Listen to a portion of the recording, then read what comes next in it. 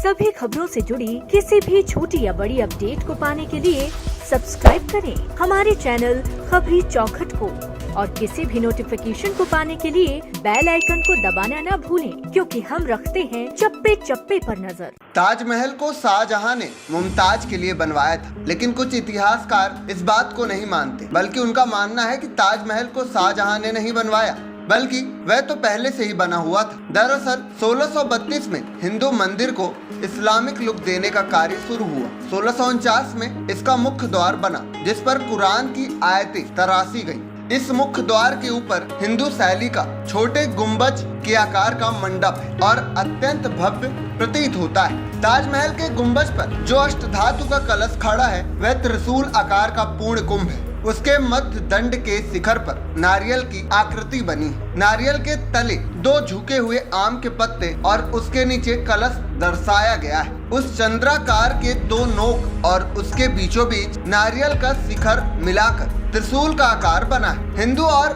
बौद्ध मंदिरों में ऐसे ही कलश बने होते हैं। ओक की पुस्तक के अनुसार ताजमहल के हिंदू निर्माण का साक्ष्य देने वाला काले पत्थर पर उत्कीर्ण एक संस्कृत शिलालेख लखनऊ के वास्तु संग्रहालय में रखा हुआ है। यह सन 1155 का है। उसमें राजा परमर्दिदेव के मंत्री सलक्षण द्वारा कहा गया है कि स्फटिक जैसा शुभ्र शंकर का मंदिर बनाया गया। उसमें निवास करने पर शिव जी को कैलाश लौटने की इच्छा ही नहीं रही। वह मंदिर आश्विन शुक्ल पंचमी रविवार को बनकर तैयार हुआ। हिंदू मंदिर प्रायः नदी या समुद्र तट पर बनाए जाते हैं। ताज भी यमुना नदी के तट पर बना है, जो कि शिव मंदिर के लिए एक उपयुक्त स्थान है। शिव मंदिर में एक मंजिल के ऊपर एक और मंजिल में दो शिवलिंग स्थापित करने का हिंदुओं में रिवाज, जैसा कि उज्जैन के महाकालेश्वर मंदिर और सोमनाथ मंदिर में देखा जा सकता है। ताजमहल में एक कब्र तहखाने में और एक कब्र